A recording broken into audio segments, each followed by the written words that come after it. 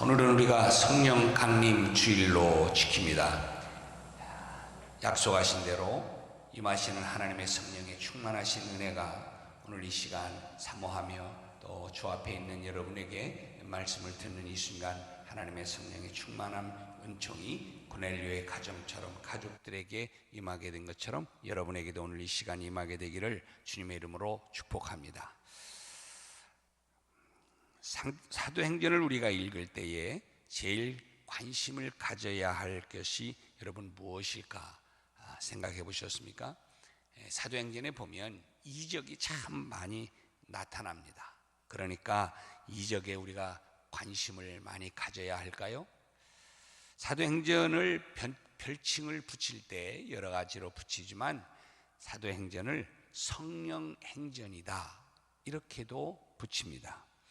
그만큼 성령의 역사가 강하게 그리고 많이 나타나고 있다라고 하는 이야기가 되겠죠. 그러면 성령의 역사가 어떻게 나타나는가 하는 것에 대해서 우리가 더 그러면 관심을 가져야 될까요?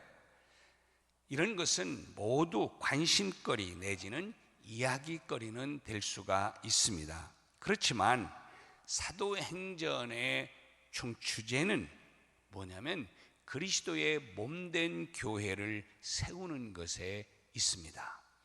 복음이 전파되어지고 그래서 하나님의 교회가 어떻게 세워지는지, 그래서 그 세워진 교회를 통해서 하나님의 역사가 어떻게 이루어져 갔는지를 사도행전을 통해서 우리에게 말씀하고 있는 것이죠. 따라서 사도행전을 읽으면서 우리가 항상 우리의 머릿속에서 떠나지 않고 있어야 할 단어, 그게 뭔지 아세요? 그건 다름 아닌 교회입니다.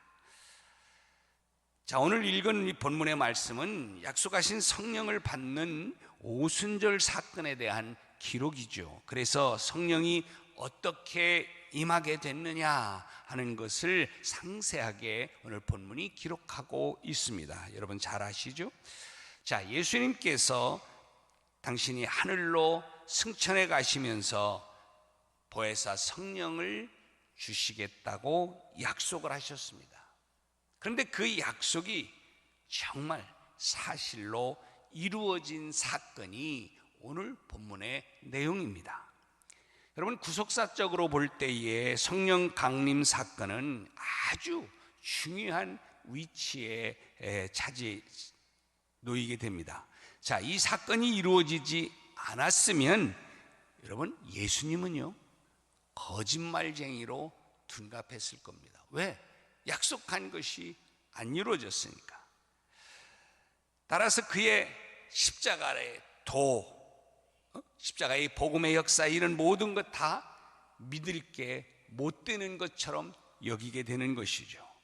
이만큼 여러분, 성령의 역사는 그만큼 중요한 사건이다, 그런 말입니다.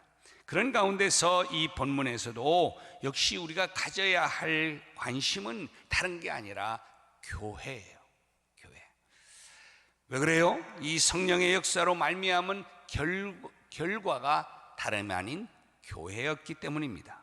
그래서 오늘날까지 이 교회가 이렇게 수많은 교회들이 세계 곳곳에 세워짐으로써 복음이 땅끝까지 전파되는 역사의 계기가 되었기 때문에 그렇습니다. 사랑하는 여러분, 따라서 오늘 성령 강림절을 맞이하는 우리는 오늘 이 본문 말씀을 통해서 교회가 세워지는 또 다른 중요한 원리인 이 성령에 대해서 우리가 한번 좀 깨달아 보아야 할 것입니다. 자, 그러면 우리가 어떤 것들을 깨달아야 될까요?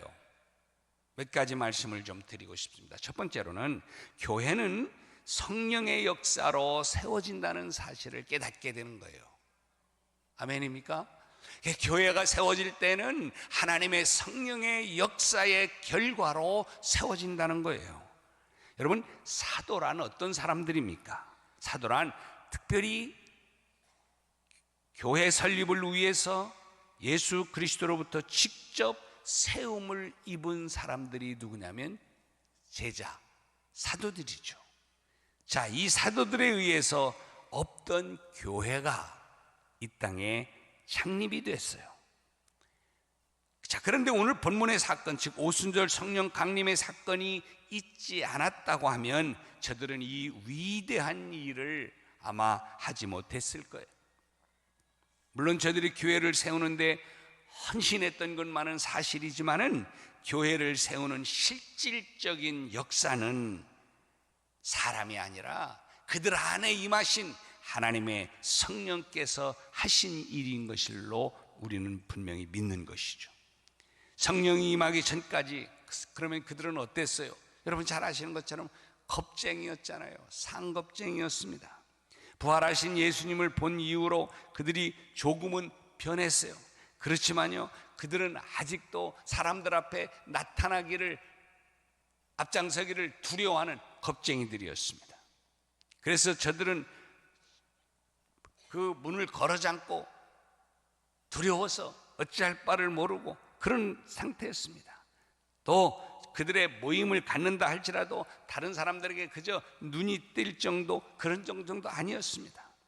아직까지 사람들은요, 제자들로부터 다른 유대인들과 뭐 별 다른 구별점이 없다라고 이렇게 여겨졌습니다. 그저 유대인들의 모임들 중에 또 하나의 모임이구나, 뭐 이런 정도로 그들이 여겨졌을 뿐이었습니다.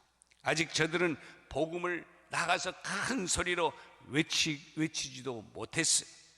자신들의 신앙을 분명하게 내 신앙은 이렇다고 나가서 전하지도 못하는 상태였습니다. 그러니까 아직까지도 겁쟁이였다는 거예요. 두려움에서 벌벌 떠는 그런 사람들에 불과했습니다. 여러분, 물론 용기를 갖는다고 해서 복음의 역사가 일어나는 것은 아닙니다. 아주 중요한 한 예가 있는데요, 우리는 아볼로의 사역을 이제 사도행전이나 고린도서를 통해서 생각해 보게 되어지는데, 그는 어떤 사람이었습니까? 성경에 소개하는 것을 보면요, 성경 말씀에 아주 능한 사람이었다. 누가? 아볼로가. 이렇게 성경 말씀을 아주 잘 전하는 사람이었습니다. 그래서 에베소 지방에서 성경을 이야기해서 다른 논쟁가들과 막 이렇게 논쟁을 벌이면 이기는 사람들. 그래서 다른 사람들이 말을 못할 정도로 그 지역에 정말 그래서 유대인들을 뭐라 할까요? 이 말로 해서, 논리로 해서 이기는 사람이 아볼로였습니다.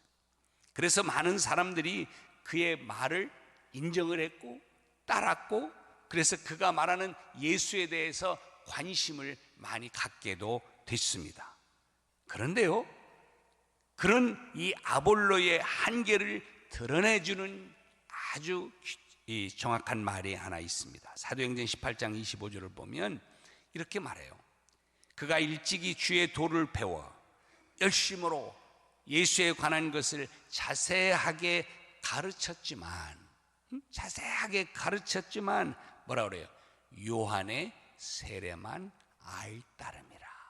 이 말이 중요한 말이에요. 그렇게 복음을 열심히 전하고 그렇게 열심히 가르쳤는데 사람들은 요한의 세례만 알따름이었더라. 이렇게 성경이 말해요. 그는 정말 열심히 가르쳤어요. 대충 한 게 아닙니다. 열심히, 그리고 자세하게 가르쳤습니다. 많은 사람들이 그래서 그의 말에 귀를 기울이고 따랐습니다. 그런데요, 안타깝게도 그가 열심을 내가지고 할 수 있는 것은 세례 요한의 역사, 여기까지였다는 거예요. 여기까지. 즉 회개하고 새로운 것을 준비해 가는 모습까지였지 결코 새로운 것의 핵심에는 들어가지 못했다, 그런 말이에요. 나중에 바울이 에베소를 갔을 때에 아볼로를 통해서 복음을 들었던 사람들을 보았을 때 보니까 뭔가가 좀 부족해. 뭔가 좀 이렇게 뭐 배웠다 들었다 뭐 아는 것 같지는 않은데, 그런데 뭔가 좀 부족함을 느끼게 됐던 거예요. 그래서 바울이 예수의 이름으로 세례를 주죠. 그랬더니 어떤 결과가 나타났습니까? 거기에게 성령이 저희에게 임하였더라, 이렇게 말씀합니다. 비로소 진정한 의미에서 복음이 그들에게 역사하기 시작한 것입니다. 언제요? 성령이 강권적으로 임하게 되어지면서 그 복음의 능력이 그들에게서 나타나기 시작했다, 이런 말입니다. 여러분, 용기만 갖고 또는 열심만 갖고 일을 하게 되면 어쩌면 추진력 있게 일을 할 수 있을는지는 모르지만, 그러나 가장 핵심적인 부분에서요 부족함이 있는 거예요. 복음을 전해서 정말 교회를 세우는 것은 그래서 열심만으로 되는 것이 아닙니다. 용기만으로 되는 것이 아니라는 거예요. 여러분, 제자들의 모습이 그랬어요. 용기도 없었고 설령 용기를 갖는다고 해서 달라지는 것도 사실은 없었습니다. 그런데 저들에게 놀라운 역사가 지금 일어나게 된 것입니다. 그게 뭐예요? 바로 성령이 임하게 된 거예요. 오순절이 날이 이뤘을 때에 저들이 늘 모였던 것처럼 모였어요. 늘상 하던 대로 그렇게 모였고, 그래서 또 늘 하던 대로 열심히 기도도 했었을 거예요. 그런데 어느 순간이 되자 지금까지는 확연하게 다른 역사가 일어났어요. 뭐예요? 급하고 강한 바람 같은 소리가 그들에게 들렸다는 거예요. 또 각 사람 위에 불의 혀같이 갈라지는 현상이 임하게 된 것입니다. 그래서 저들의 눈이 뜨여지게 된 거예요. 예수님께서 약속하신 성령이 저들에게 임하게 된 것이죠. 그런데 성령의 임한 정도가, 여러분, 성경에 소개를 하고 있는데 어느 정도 성령이 임했느냐, 오늘 거기 보니까 그들이 다 성령의 어떻게 충만함을 받았다. 성령이 임했는데 거기에 어느 정도 임했느냐? 성령이 충만하게 임했다 하는 게, 성령의 임재하심이 뭐 갈증 느끼게 그런 것이 아니라 아주 부족함이 없을 정도로 하나님 풍성하게 하나님의 성령이 임했다, 그들이 성령을 받았다, 이렇게 말해요. 그러면서 비로소 그들이 교회를 세우는 주역이 되게 된 것입니다. 그렇습니다. 교회가 이 땅에 처음 세워지는 순간의 사건을 통해서 우리가 알아야 하는 것이 있는데, 그것은 바로 교회를 세우는 일은 계획한다고 되는 게 아니라는 거예요. 인간적인 노력으로 세워지는 게 아닙니다. 여러분은 뭐 어쩌면 막 이런 생각 저런 생각 막 교회를 세우기, 그런데요, 교회를 세우려고 다 준비했다가 뻥 끊어서 안 되는 경우도 저는 많이 봤어요. 아니, 어떤 사람은요, 선교를 이쪽으로 선교를 가려고 다 준비했는데 엉뚱한 방향으로 뭐 예기치도 않은 곳으로 가는 경우, 그래서 거기 가서 교회를 세우는 선교하는 그런 경우도 제가 봤습니다. 여러분, 이런 인간의 노력은 분명히 한계가 있다라고 하는 것을 지금 제가 말씀드리는 거예요. 교회가 세워지는 것은 하나님의 성령이 임할 때에 교회가 세워지는 거예요. 성령의 역사가 임할 때 나타나는 결과가 교회라는 거예요. 성령이 충만하게 임할 때 성령의 역사하심에 따라서 그래서 교회가 세워지는 것이죠. 그렇기 때문에 교회가 세워지는 것은 사람의 역사가 아니라, 사람의 노력이 아니라, 사람이 힘써서 된 것이 아니라 하나님의 역사인 줄로 믿습니다. 성령의 역사이기 때문에 교회가 세워지는 것은 하나님의 역사인 것이죠. 우리는 다만 그 가운데 쓰임을 받는 도구로 우리가 쓰임을 받는 것뿐입니다. 여러분 기억하세요. 사람이요, 건물을 이렇게 세울 수는 있습니다. 또 그 건물에 그래서 간판도 뭐 교회라고 달 수도 있습니다. 그리고 이미 세워진 그 건물 안에 많은 사람들이 모여들 수도 있습니다. 그렇지만요, 여러분, 그게 교회는 아닙니다. 그 안에 모인 자들 안에서 성령이 역사하셔야만 비로소 교회가 되는 것입니다. 따라서 교회를 세우는 데 있어서 우리는 바로 하나의 하나님의 도구로 쓰이는 것뿐입니다. 교회가 세워지는 것은 전적으로 그래서 하나님의 역사요, 성령의 역사라는 사실입니다. 그러므로 우리 성남중앙교회가 이렇게 50년 전에 세워진 것은 전적으로 하나님의 역사요, 성령의 역사로 세워진 교회인 줄로 믿습니다. 여러분, 우리 성남중앙교회가 장 목사님을 중심으로 해서 함께 기도하면서 뜻을 같이 한 몇몇 분들에 의해서 그래 하나님의 뜨거운 성령의 역사가 그들에게 임하심으로, 그래서 그 결과로 세워진 게 우리 성남중앙교회라는 그런 이야기죠.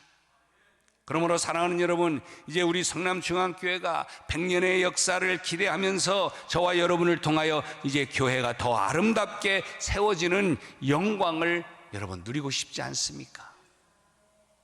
그동안 우리 믿음의 선배들이 50년 동안 이 교회를 세우기 위해서 여기까지 힘차게 달려왔다면, 이제는 이 50년을 기점으로 이제 반백년의 역사를 다시 한번 시작해 가면서 하나님 우리에게 하나님의 성령의 충만한 은혜를 허락하여 주셔서 이제는 이 사명의 길을 가게 하여 주옵소서.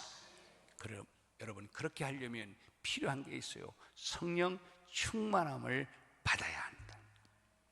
오직 성령께서 나와 함께 하심이 아니고는 교회의 일꾼이 될 수가 없는 것입니다. 교회를 세우는 주역도 될 수가 없습니다. 성령의 충만함이 임해서 성령 하나님께서 이끌어 가시는 대로 우리가 따라갈 때에 내 힘이 아니라 성령의 역사하심으로, 다시 말해서 성령의 능력으로 교회가 든든하게 세워져 가는 것입니다. 이게요, 하나님의 방법이에요. 무언가를 하려고 할 때는 방법을 잘 알아야지, 그 방법대로 해야지. 방법대로 안 하면요, 애쓰고 수고함이 다 허사가 되는 거예요. 그러면 방법이 뭐냐? 하나님의 교회가 더 든든하게 세워가기 위해서는, 아름답게 세워지기 위해서는 하나님의 성령의 역사하심이 필요하구나. 그렇다면 우리가 해야 될 일은 뭐예요? 하나님의 성령이여 우리에게 임하여 주옵소서. 그래서 정말 제2회 우리 또 이제 성남중앙교회의 부흥을 이뤄가는 주역이 하나님 우리 모두가 내가 되게 하여 주옵소서. 그렇게 기도. 두 번째로요, 그러면 성령의 역사는 어떻게 나타나는가 하는 거예요. 어떻게 나타나느냐? 자, 이 질문이 바로 교회는 성령의 역사로 세워진다라고 할 때에 자연스럽게 갖는 질문 중에 하나예요. 자, 오늘 본문의 성령 강림에서도 성령의 나타나심이 하나의 특별한 형태로 나타나고 있는 것을 보게 됩니다. 자, 오늘 4절 말씀을 볼까요? 4절 말씀을 보니까 성령의 말하게 하심을 따라 뭐라고 했어요? 다른 방언으로 말했다. 이렇게 성령의 충만함을 받고 성령께서 말하시게 함에 따라서, 그러니까 내가 하고 싶은 말을 하는 게 아니라 성령이 말하게 하심을 따라서 다른 언어, 내가 하는 말이 아니라 성령께서 말하게 하시는 말을 말하기 시작했다. 이렇게 말합니다. 이거는 한마디로 말할까요? 은사입니다. 은사. 중요하죠. 여러분, 저는 여러분이 이러한 하나님의 성령의 은사를 받게 되는 여러분 되시기를 주님의 이름으로 축복합니다. 일단 한번 경험해야 될 거 아니에요. 그랬다더라 그렇게만 하지 말고 맞아 그랬어 그래 이렇게 이야기해야 될 거 아니에요. 자, 그런데요, 제가 오늘 이 말씀을 드리고 싶은 것은, 문제는 거기에서 멈춰서는 안 된다는 거예요. 대개 한국 교회의 성령에 대한 이해는 지극히 현상적인 데에 머물러 있는 경향이 있습니다. 뭐 방언을 할 줄 아느냐, 아니면 그 방언을 못 받았느냐, 뭐 이런 데에 그저 초점을 맞추는 경우가 많아요. 그래서 성령 받은 증거, 그 사람이 성령 받았냐 안 받았느냐 하는 초점을 어디에 두느냐, 이 방언을 할 줄 아느냐 못하느냐 이런 것에 두는 경우도 많이 있습니다. 자신이 성령을 받았다고 믿지만 그래도 뭔가 징조가 있었으면 하는 그런 뭐라 그럴까요? 바람이죠. 가장 그래서 손쉬운 증명 중 하나, 스타트가 방언이죠. 그걸 이야기하는 경우입니다. 여러분, 그것도 중요하지만, 그러나 그러나 우리는 그것을 뛰어넘어야 합니다. 과연 성령이 우리에게 임하셔서 하는 일이, 특히 교회를 세우는 일과 연관을 해서 하시는 일이 무엇인가 하는 것을 종적으로 잘 살펴볼 수 있어야 합니다. 조화롭게 성경을 잘 보는 사람이라면 그 성령의 나타나심의 의미가 뭐냐, 그 성령이 말하게 하심에 따라 그 방언을 말하게 하고, 그래서 그걸 통해서 하나님이 원하시고 기대하시는 것이 무엇인가 하는 것. 여러분, 만약에 도구가 주어졌다면 그 도구 자체가 중요한 게 아니잖아요. 그 도구가 뭐 100만 원짜리면 뭐고 1000만 원짜리면 뭐예요? 그걸 가지고 무슨 일을 잘 하느냐가 더 중요한 것 아닙니까? 하나님이 주신 은사, 예, 중요하죠. 은사가 있어야죠. 받아야죠. 받으십시오. 그런데 그 은사를 받고 나서 그 은사를 통해서 무엇을 하느냐가 더 중요하다는 이야기예요. 자, 처음에는요, 이러한 일이 요엘의 예언처럼 성령이 막 임해서 각자에게 일어났습니다. 자, 언뜻 보면 성령 그 자체가 그래서 저 이야기하려고 하는 것 같지만 여러분, 그렇지 않습니다. 요엘의 이 예언도 그렇고 베드로가 이 예언을 사용하는 것도 그렇습니다. 핵심은 성령의 역사하심에 따라 그 역사하시는 것으로 말미암아 이루어지는 게 뭐였냐? 그것은 바로 구원의 역사였다는 거예요. 그 은사를 통해서 어떤 일들이 이루어졌느냐? 구원의 역사가 곳곳에서 그 일어나게 되었다는 거죠. 자, 요엘의 성령에 대한 예언의 핵심은 성령의 역사가 나타나는 현상이 아니라 구원에 대한 거예요. 베드로도 마찬가지입니다. 여러분, 베드로가 이제 이 성령의 충만함을 힘입고 현상에만 머물러 있지를 않았어요. 그것만 가지고 이제는 다 됐다 그렇게 뭐 하질 않았어요. 그가요, 나아가서 말씀을 전할 때에 끝까지 성령의 그 현상, 그것이 강조된 것이 아니라 예수 그리스도를 통한 구원의 역사가 막 불같이 일어나게 된 것을 성경이 강조하는 거예요. 베드로는 설교 마지막 부분에서 그래서 이렇게 말합니다. 36절에 보니까 그런즉 이스라엘 온 집은 정령할지니 너희가 십자가에 못 박은 이 예수를 하나님이 주와 그리스도가 되게 하셨느니라 하면서 이 복음을 전해요. 그리고 이어서 이렇게 촉구합니다. 38절에 너희가 회개하여 각각 예수 그리스도의 이름으로 세례를 받고 죄 사함을 얻으라. 그리하면 뭐라 그래요? 성령의 선물을 너희가 받게 되리라.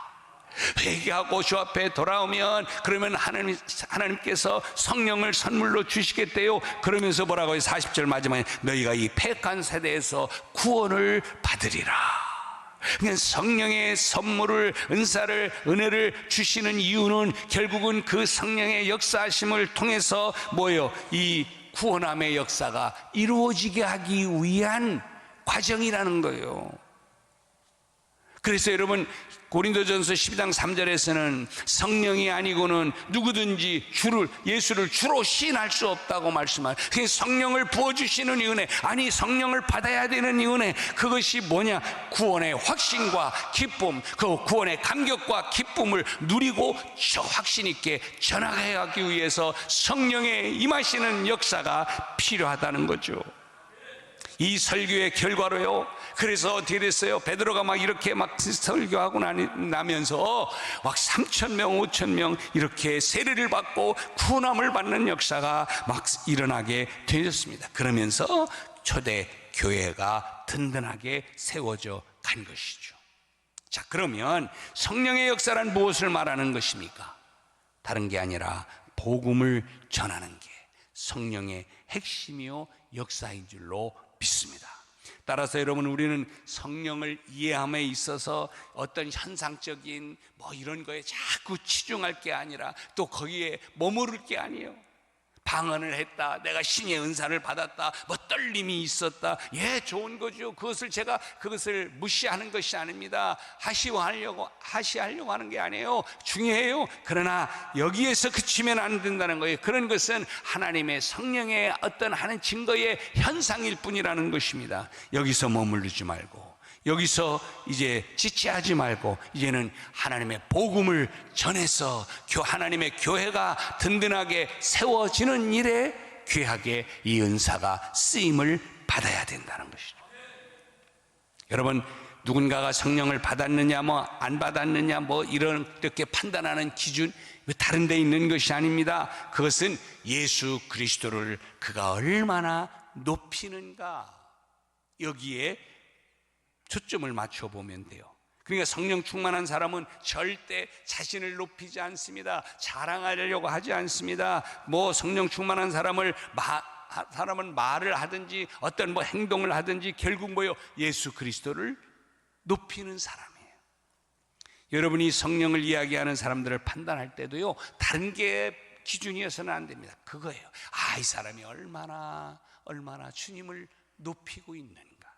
그래서 정말 그는 늘 삶이나 말이나 모든 행동이나 모든 부분에 있어서 결국은 주님을 잘 높이고, 그러면서 기뻐하고, 주님 높임 받는 것이 자기가 높임 받는 것 이상으로 그것보다도 더 기뻐하는 모습이 진지하게 정말 보이면 그 사람은 성령 충만한 사람이에요. 그런데요, 말로는 그렇게 하는데 결국은 자기 자랑만 하고 자기 은사만 내세우고 이런 사람은 덜 성령 충만한 사람. 자, 우리 옆에 사람 인사하겠습니다. 성령 충만하신 당신이 되시길 바랍니다. 아멘.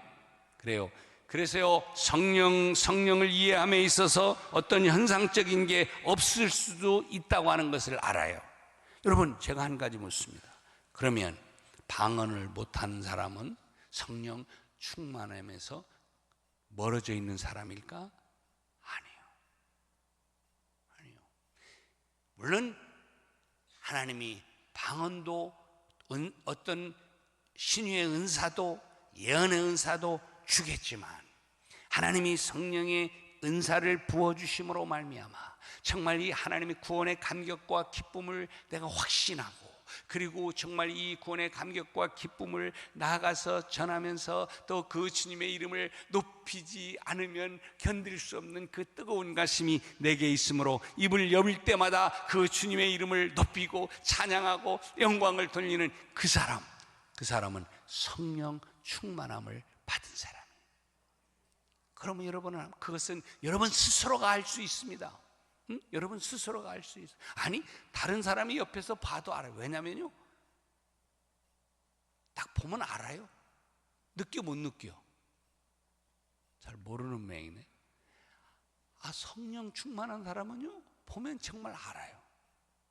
인상 보면 알아요. 인상 보면 쉽게 말하고. 왜냐하면 안에 있는 게 나오니까. 여러분, 기쁜 사람은요, 속이 기쁨이 있는 사람은요, 어쩔 줄을 몰라. 이게 입 다물어 말을 안 하려고 그래도 이게 다 와. 근데 여기에 더러운 게 있는 사람은요, 아무리 다던데요, 인상이 울그락불그락 해가지고 잡아먹을 사람 같은 거예요. 자, 우리 옆에 한번 보겠습니다. 충만한지. 여러분, 그래요. 왜냐하면 하나님의 성령이 우리에게 충만하게 임하면 우리에게 기쁨이, 평안함의 은혜가, 하나님의 은혜의 충만함이 내게 넘치니까 감사하죠, 기쁘죠, 좋죠, 행복하죠. 그래서 이걸 나누고 싶죠. 그런 거예요. 그게 하나님의 성령의 역사의 증거예요. 여러분, 교회를 세우는 주체가 누굽니까? 결코 우리가 아닙니다. 우리는 다만 쓰임받는 도구일 뿐입니다. 그리스도의 몸된 교회는 하나님께서 직접 세우시는 걸 믿습니다. 오직 성령께서 인도해 가신다고 하는 사실을 분명히 믿습니다. 성령 충만한 사람들을 통해서 교회를 세우시는 분은 오직 한 분밖에 없습니다. 바로 하나님이십니다. 하나님께서 성령의 역사하심을 통해서 교회를 든든하게 세워 가신다는 사실을 우리는 성경을, 특별히 사도행전을 통해서, 성령 행전이라고 하는 이런 이 사도행전을 통해서 우리가 알 수 있는 거예요. 저는 소망합니다.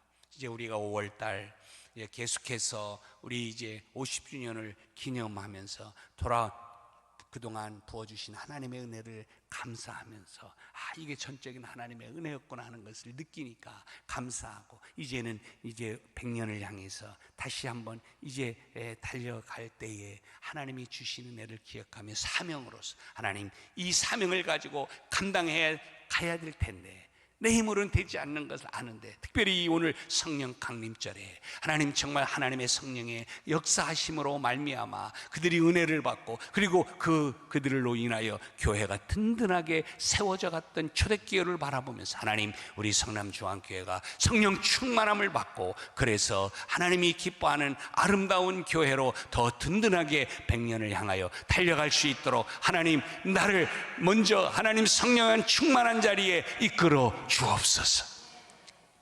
그러면 한 가지 묻습니다. 성령 충만 말로 그냥 받습니까? 어떻게 해야 돼요? 성령 충만할 수 있는 자리에 나가야 합니다. 여러분, 기도하는 자리에 나오십시오. 여러분, 주일날만 나오는 게 신앙인이 아닙니다. 모이기를 패하는 어떤 사람들의 습관과 같이 하지 말고, 하나님의 은혜를 누릴 수 있는 자리, 성령의 충만함을 받을 수 있는 자리, 모여서 기도하고 하나님께 매달려 그랬을 때에 하나님의 성령이 그곳에 임한 것이지, 그냥 막 그냥 던져주는 게 아니었던 거예요. 그러므로 오늘 이번 금요일날, 이번 금요일이 아니네, 이번 이제 화요일부터 여러분 그 은혜 받는 성령이 임하는 자리에 여러분 꼭 지키시고 함께 하시면서 충만한 은혜를 받고 우리의 사명을 잘 감당하는 우리 성남중앙교회 모든 성도들이 다 되시기를 주님의 이름으로 축복합니다.